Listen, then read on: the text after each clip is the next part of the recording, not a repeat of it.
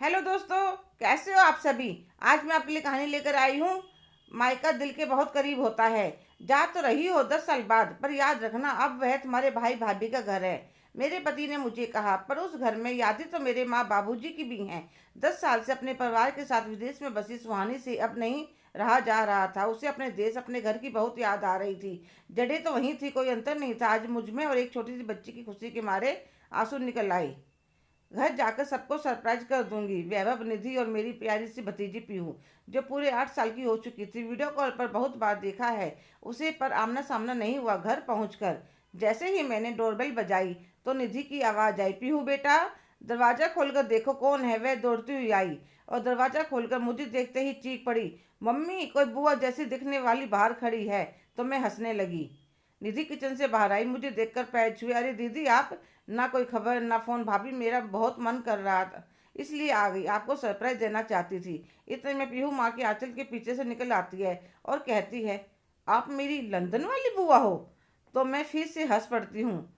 हाँ हाँ मैं वही हूँ। तो वह भाग कर गले लग जाती है। शाम को ऑफिस से वह आता है तो दोनों हाथों में खूब सारा सामान होता है और अंदर आते ही, दीदी दीदी कहाँ हो आप। अरे निधि देखो यह सामान प्लेटों में डाल लो। क्या ले आए। दीदी नुक्कड़ वाले के गोलगप्पे, टिक्की, दही बल्ला, गुलाब जामुन, समोसे। मेरी दीदी कितने सालों बाद आई हैं। चलो दीदी रेस लगाते हैं गोलगप्पों की। निधि तुम भी आ जाओ। पापा मैं भी। हाँ मेरी रानी बिटिया। भाई अब मैं इतना तीखा नहीं खाती। अरे शुरू तो करो। सच में एक बार खाने लगी तो इतना मजा आया। वैभव ने और मैंने 10-10 गोलगप्पे खा गई। कहने लगा, दीदी आज मैंने भी आपके जितने खा लिए। बचपन में हर बार आप जीत जाती थी। भाई अब इतना खा लिया, रात के खाने की जरूरत नहीं है। चलो दीदी आप आराम कर लीजिए। तो वह कहता है, निधि बिस्तर छत पर लगा लेते। अरे नहीं मैं कमरे में सो जाऊंगी। नहीं दीदी कमरे में तो हर रोज सोते, आज छत पर सोएंगे जैसे बचपन में सोते थे। ठीक है भाई, जैसे तुम सबकी मर्जी। सबने मिलकर बिस्तर छत पर लगा लिए तो पीहू बोली, बुआ अंताक्षरी खेलते हैं। ठीक है। छत पर चारों तरफ गमले लगे हुए थे, कुछ तो माँ पापा के लगाए हुए थे। मैं कहने लगी, वैभव यह गमले अभी तक संभाले हुए हो। हाँ दीदी, इन्हें देखकर ऐसा लगता है जैसे उनका आशीर्वाद हमारे साथ है। और ये टमाटर का पौधा जो आपने लगाया था, देखो तो कितना बड़ा हो गया है।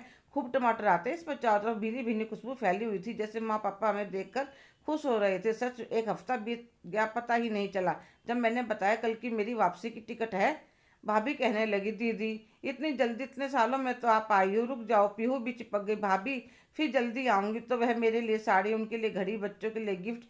तो मैंने कहा, भाई मैं तो तुमसे बड़ी हूँ, इतना खर्चा क्यों किया। तो निधि बोली, दीदी यह तो आपका मायका है, मायके से बेटियां खाली हाथ नहीं जाती। सच भाभी ने एक दिन भी मम्मी पापा की कमी महसूस नहीं होने दी। भगवान जैसा मेरा मायका बना रहा, सबका बना रहे, क्योंकि बेटियों के लिए मायका दिल के बहुत करीब होता है। हेलो दोस्तों, कैसे हो आप सभी। आज की कहानी आपको कैसी लगी, कमेंट करके ज़रूर बताइएगा। अगर आप मेरे चैनल पर नए हैं तो प्लीज़ लाइक, शेयर, सब्सक्राइब करना ना भूलें।